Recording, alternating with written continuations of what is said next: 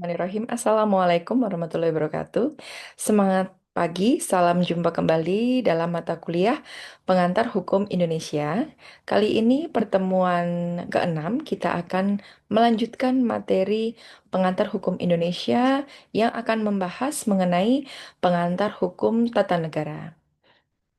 Dari pengantar hukum tata negara, kita akan mempelajari di antaranya pengertian, kemudian definisi, termasuk peristilahan dari hukum tata negara itu sendiri, sumber hukum tata negara, serta asas dari hukum tata negara.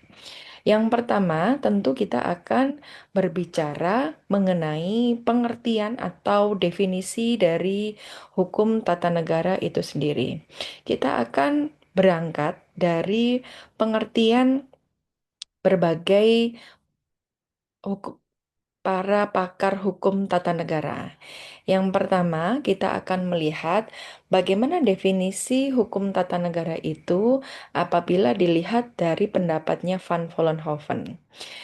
Van Vollenhoven ini merupakan peneliti hukum, khususnya hukum adat di Indonesia.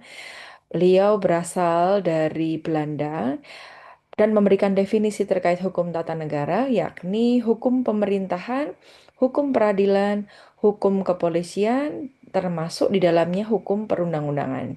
Jadi hal-hal yang mengatur pemerintahan, mengatur peradilan, mengatur kepolisian dan perundang-undangan itu merupakan bagian dari hukum tata negara menurut pengertian Van Vollenhoven. Lalu, definisi hukum tata negara menurut Hans Kelsen di sini, di mana beliau merupakan pengembang dari teori positivisme hukum, ya, muridnya Immanuel Kant, memberikan definisi mengenai hukum tata negara, di mana constitutional law is a body of legal norms that regulate the creation and operation of the organs of the state. Jadi pada prinsipnya, menurut pengertian dari Hans Kelsen terkait definisi hukum tata negara itu sendiri, yakni ingin menyampaikan mengenai muatan dalam hukum tata negara ini mengandung tentang norma hukum, body of legal norms. Norma hukum tersebut mengatur pembentukan that regulate the creation, ya, pembentukan dan cara kerja dari organ-organ negara. Jadi bagaimana organ negara itu dibentuk serta cara kerja dari organ-organ negara. Lalu pendapat dari yang ketiga, pakar hukum tata negara dari Jerman, George Jelinek, yang memiliki buku tentang Allgemeine Staatsrecht atau kalian sudah mempelajari dalam bukunya di Ilmu Negara, di mana hukum tata negara merupakan hukum yang mengatur status warga negara serta hubungan antar negara dengan individu. Jadi hal-hal seputar hubungan antara warga negara dengan individu itu adalah bagian dari kajian hukum tata negara. Sementara di dalam negeri, kita pun juga memiliki beberapa tokoh hukum tata negara, di antara Jimli Asidik. Prof. Jimli Asidik merupakan Ketua Mahkamah Konstitusi pertama Republik Indonesia yang mendefinisikan mengenai hukum tata negara sebagai bagian dari hukum publik. Ya, minggu lalu kita sudah mengklasifikasikan hukum, ya. Bagian dari klasifikasi hukum berdasarkan sumber ada hukum privat dan hukum publik, ya. Dicek ulang materi yang sudah diberikan minggu lalu. Nah, hukum publik yang mengatur organisasi dan wewenang lembaga-lembaga negara serta hubungan antar lembaga negara maupun hubungan antara negara dan warga negara. Nah, itu definisi hukum tata negara dari Jimli Asidik yang memiliki fokus pada struktur lembaga, kewenangan, dan prinsip-prinsip ketatanegaraan itu sendiri. Lalu Prof. Mahfud MD, beliau pengganti Prof. Jimli sebagai Ketua Mahkamah Konstitusi Republik Indonesia, yang menyampaikan definisi hukum tata negara, yakni hukum yang mengatur tentang bentuk dan susunan negara, alat-alat perlengkapan negara, serta hubungan antara alat-alat perlengkapan negara satu dengan yang lainnya. Jadi penekanan dari definisi Mahfud MD ini adalah pada pengaturan atau manajemen kelembagaan negara dan fungsinya dalam sistem pemerintahan. Selanjutnya, definisi hukum tata negara menurut Prof. Sri Sumantri sebagai guru besar hukum berasal dari Universitas Pajajaran memberikan definisi bahwa hukum tata negara adalah sekumpulan peraturan hukum yang mengatur organisasi negara, hubungan antara alat pelengkapan negara, dan hubungan negara dengan individu. Jadi tidak hanya organisasi, kemudian alat-alat negara, melainkan Sri Sumantri juga menempatkan kombinasi antara aspek kelembagaan dengan hubungan antara negara dan rakyat. Jadi kita bisa menyimpulkan dari beberapa definisi beberapa pakar baik dalam maupun luar negeri, hukum tata negara itu adalah mempelajari negara dalam kondisi diam. Kondisi diam di sini maksudnya negara belum melaksanakan fungsinya, melainkan negara posisinya di sini sebagai organ-organ. Kita ketahui dulu apa fungsinya dan bagaimana dia berkoordinasi dengan warga negara atau masyarakat. Kemudian HTN secara peristilahan juga disebut sebagai constitutional law. Constitutional law sendiri memuat beberapa prinsip di dalamnya. Ada 4 prinsip constitutional law. Peristilahannya dalam hukum Inggris, di mana HTN juga merupakan konsensus antara rakyat untuk hidup bersama dalam suatu negara. Jadi, konsensus di sini adalah kesepakatan rakyat dengan negara sama-sama menyepakati bahwa saya siap untuk tinggal dan diatur oleh negara dalam hubungannya antara negara, organ negara dengan warga masyarakat. Kemudian konstitusional law juga memuat konsensus kolektif tentang format kelembagaan organisasi negara tersebut. Selain melindungi bagaimana tadi hubungannya antara negara dengan warga negara, konsensus kolektif format kelembagaan ini juga harus disepakati dalam hukum tata negara di suatu negara. Misalnya, bagaimana bentuk suatu negara? Oh, Indonesia berbentuk negara kesatuan. Bagaimana sistem pemerintahannya? Kita menggunakan sistem presidensial yang menerapkan demokrasi di dalamnya. Nah, itu adalah kesepakatan-kesepakatan. Hal tersebut harus dituangkan ya secara tertulis. Bisa melalui deklarasi, bisa melalui konstitusi ya kalau kita menggunakan Undang-Undang Dasar 1945. Kemudian konsensus kolektif tentang pola dan mekanisme hubungan antar institusi kelembagaan negara. Apakah masing-masing kelembagaan negara tersebut memiliki hubungan vertikal atau sederajat satu dengan yang lain? Nah, kalau kita lihat ada perbedaan antara hubungan antar lembaga sebelum amandemen UUD 1945 dengan sesudah amandemen UUD 1945. Sebelum amandemen kita melihat bagaimana MPR memiliki kedudukan sebagai mandataris rakyat. Di sana dia menduduki posisi yang tertinggi, membawahi Presiden, DPR, MA, BPK, dan Bank Sentral.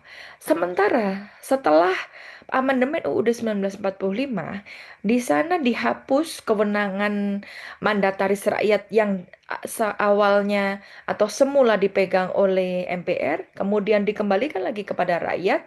Oleh karenanya MPR menjadi sederajat kedudukannya dengan Presiden, DPR, MA, BPK, dan organ-organ negara yang disebutkan secara langsung di UUD 1945. Yang terakhir, constitutional law juga sebagai konsensus kolektif tentang prinsip dan mekanisme hubungan antara lembaga negara dengan warga negara. Jadi bagaimana partisipasi masyarakat itu dilihat dalam suatu kebutuhan di sistem pemerintahan. Apakah partisipasinya bisa terlibat secara langsung atau hanya mengikuti apa yang diinginkan oleh pemerintah? Ya, tentu kalau dalam konsep pemerintahan demokratis, pemerintah melibatkan rakyat khususnya dalam pemilihan pemimpin-pemimpin baik dari tingkat daerah maupun tingkat pusat, termasuk lembaga legislatifnya. Berbeda dengan monarki, apalagi sistem-sistem yang otoritarianisme. Di sana akan tidak begitu banyak melibatkan porsi masyarakat dalam partisipasi di lingkungan pemerintahannya. Kemudian, kita juga menyoroti bagaimana posisi hukum tata negara ini ditempatkan dengan keilmuan yang lain, ya. Yang pertama kita lihat bagaimana hubungan hukum tata negara dengan ilmu negara. Sebelum kita mempelajari hukum tata negara, akan lebih baik atau seyogyanya dia didahului dengan mempelajari terlebih dahulu keilmuan dari segi ilmu negara, di mana hal ini ditemukan oleh Bapak Ilmu Negara George Jelinek dalam bukunya Algemeen Staatslehre. Ilmu negara memberikan dasar-dasar teoritis untuk hukum tata negara yang positif. Ilmu negara di sini sifatnya abstrak, umum, universal. Dia tidak menunjuk pada hukum-hukum atau negara-negara tertentu. Sedangkan hukum tata negara tentu akan spesifik berbicara hukum tata negara yang ada di negara Indonesia. Dan hukum tata negara sebagai penerapan dalam kenyataan-kenyataan konkret dari bahan-bahan teoritis yang dihasilkan ilmu negara. Misalnya, ilmu negara mempelajari tentang teori kedaulatan. Kedaulatan apa saja yang kemudian akan menjadi pilihan di tata negara Indonesia? Oh, ternyata kedaulatan rakyat yang dipilih di antara kedaulatan-kedaulatan yang lain yang disajikan dalam keilmuan ilmu negara. Misalnya ada teori kedaulatan Tuhan, teori kedaulatan alam, teori kedaulatan raja, teori kedaulatan negara, dan teori kedaulatan hukum. Dan ternyata hukum tata negara Indonesia berdasarkan Pasal 1 Undang-Undang Dasar 1945 menegaskan kedaulatan berada di tangan rakyat. Ya. Kemudian, posisi hukum tata negara dengan ilmu politik, di mana hukum tata negara mempelajari peraturan-peraturan hukum. Penekanannya adalah pada peraturan hukum yang mengatur organisasi kekuasaan negara. Jadi kita akan lebih banyak berbicara tentang norma, berbicara tentang konstitusi. Berbeda halnya dengan ilmu politik yang dia mempelajari kekuasaan, strategi mempertahankan, dan aspek-aspek perilaku kekuasaan tersebut. Jadi bagaimana dia akan bisa merebut, bagaimana dia akan mempertahankan. Nah, itu dari segi keilmuan politik. Ya, akan tetapi kalau hukum tata negara tidak berbicara pengaruh, tidak berbicara bagaimana mempertahankan kekuasaan, kita akan lebih banyak menelusuri segi normatif yuridis dari konstitusi yang menyediakan sumber hukum tata negara itu sendiri. Lalu, ruang lingkup dari pelajaran atau kita mengkaji hukum tata negara ini diantaranya tentu tentang konsep dan teori negara, konstitusi atau undang-undang dasar, organisasi negara, hak asasi manusia, kewarganegaraan, pemilu dan partai politik. Banyak ruang lingkup kajian hukum tata negara. Namun, dalam pengantar hukum Indonesia tentu tidak akan bisa banyak menyampaikan atau mengutarakan atau menjelaskan keseluruhan ruang lingkup kajian hukum tata negara. Kita akan melihat sedikit ya atau kulit dari hukum tata negara. Nanti pembelajaran lebih lanjut tentang kajian hukum tata negara akan kalian peroleh di mata kuliah hukum tata negara tersendiri. Selanjutnya, sumber hukum tata negara menurut Prof. Bagirmanan, beliau salah satu menteri kehakiman ya terdahulu yang saat ini masih menjabat sebagai guru besar di Universitas Pajajaran, menyampaikan dan membagi mengenai sumber hukum tata negara itu menjadi dua hal. Yang pertama, sumber hukum tata negara secara formil dan sumber hukum tata negara secara material. Sumber hukum tata negara yang pertama atau sumber hukum tata negara formil melihat dari dasar dan pandangan hidup bernegara serta kekuatan-kekuatan politik yang berpengaruh pada saat merumuskan norma dan kaidah hukum tata negara itu sendiri. Jadi nilai-nilai luhur apa yang kemudian bisa diambil, bisa menjadi kristalisasi kehendak rakyat banyak yang kemudian dijadikan dasar dalam pembentukan hukum tata negara, termasuk kekuatan-kekuatan politik yang berpengaruh dalam proses pembentukan hukum tata negara itu sendiri. Berbeda dengan sumber hukum tata negara material. Kalau kita berbicara material, tentu akan berbicara substansinya. Hal-hal apa saja yang menjadi dasar hukum dari hukum tata negara? Tentu hukum peraturan perundang-undangan ketatanegaraan, hukum adat ketatanegaraan. Jadi tidak hanya hukum adat secara umum saja, di dalam ketatanegaraan pun juga ada adatnya. Kemudian hukum kebiasaan ketatanegaraan, hukum perjanjian internasional ketatanegaraan, dan doktrin ketatanegaraan. Kemudian contoh lain dari sumber hukum tata negara, kalau tadi versinya Prof. Bagirmanan, sekarang sumber hukum tata negara menurut Prof. Jimli Asidik, membagi juga sumber hukum tata negara menjadi dua bentuk. Yang pertama adalah formil, yang kedua material.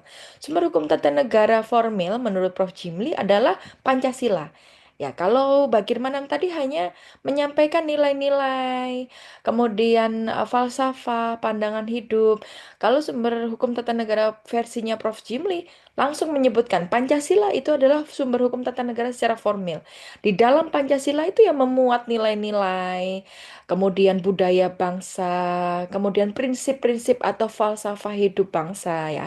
Dari sila pertama ketuhanan sampai keadilan ya yang diharapkan manusia-manusia Indonesia yang nantinya membentuk ketatanegaraan di Indonesia atau kaidah ketatanegaraan ya bersumber dari Pancasila itu tadi.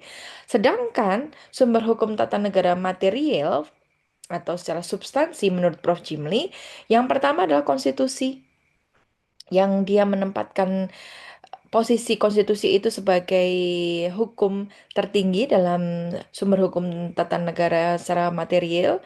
Kemudian peraturan perundang-undangan yang di bawah konstitusi, hukum adat ketatanegaraan, konvensi ketatanegaraan, jurisprudensi ketatanegaraan, hukum perjanjian internasional ketatanegaraan, dan doktrin ketatanegaraan.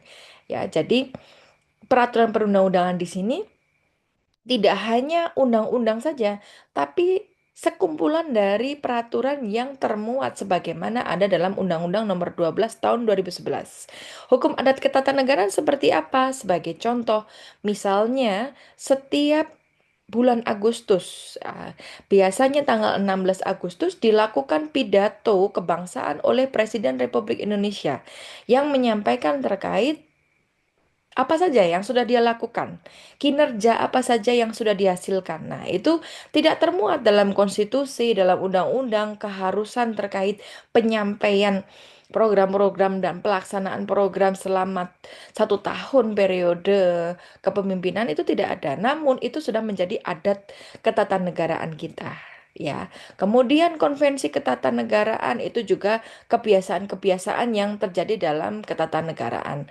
Ya, apabila ada halangan dalam kondisi-kondisi tertentu, presiden lawatan di luar negeri, kemudian selanjutnya wakil presiden lah yang akan menggantikan memimpin rapat kabinet, memimpin hal-hal yang menjadi kewajiban presiden. Nah, itu sebagai kebiasaan, sebagai pengganti dari posisi presiden ketika memang presiden berhalangan hadir. Jurisprudensi tentu berkaitan dengan putusan pengadilan terdahulu.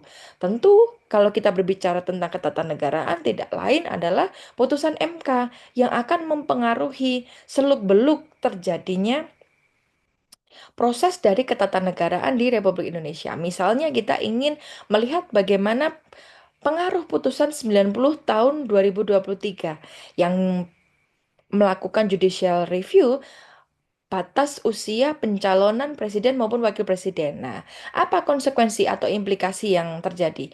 Ya, ada pergeseran syarat yang awalnya 40 tahun menjadi boleh kurang dari 40 tahun asalkan ada diksi tambahan di sana ditambahkan di mana pernah menjadi kepala daerah sebelumnya. Nah, itu merubah proses ketatanegaraan yang sebelumnya memberikan pagar tidak boleh kalau belum usia 40 tahun, tapi diberikan tambahan oleh putusan Mahkamah Konstitusi 90 2023 menjadi ketika sudah pernah menjabat kepala daerah boleh untuk naik dan mencalonkan diri sebagai presiden maupun wakil presiden. Itu jurisprudensi.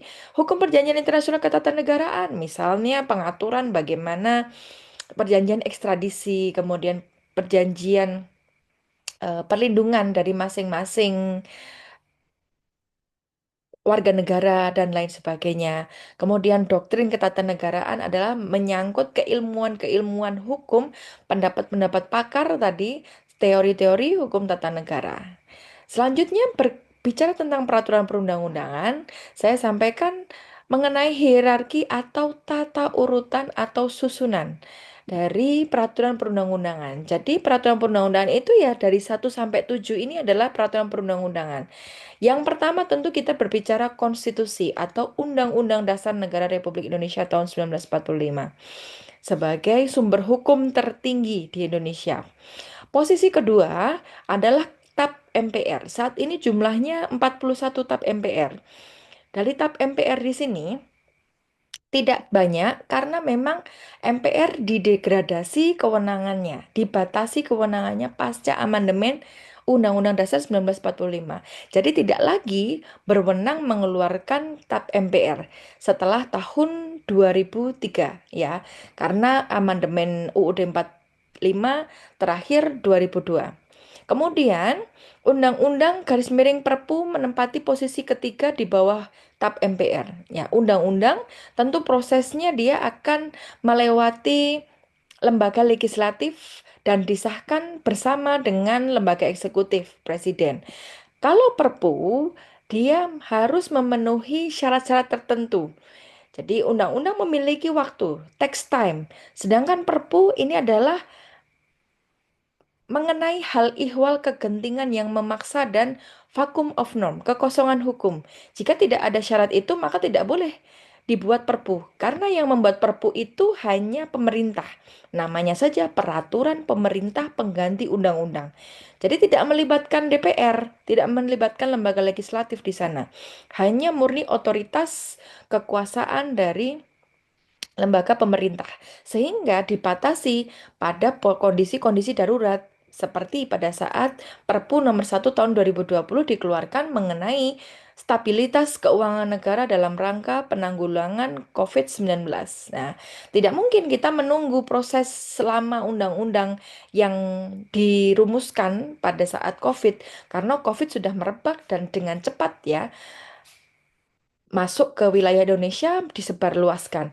Nah, oleh karenanya untuk mengisi pos-pos anggaran agar bisa masuk dalam penanganan COVID-19, tentu diperlukan sebuah regulasi sebagai dasar hukum. Lalu peraturan pemerintah di bawah undang-undang di sini dia di posisi keempat dalam rangka untuk membentuk sebagai aturan teknis undang-undang atau aturan yang lebih tinggi. Jadi, undang-undang yang didelegasikan dari Undang-Undang Dasar misalnya mengenai hak asasi manusia, kemudian ada Undang-Undang HAM 39 tahun 99, ada PP-nya di situ. Hal-hal yang lebih teknis yang diatur mengenai hak. Ternyata ada hak khusus mengenai penyandang disabilitas. Hak untuk pekerjaan, mendapatkan pekerjaan. Sudah ada PP-PP yang lebih khusus lagi, aturan dan lebih teknis.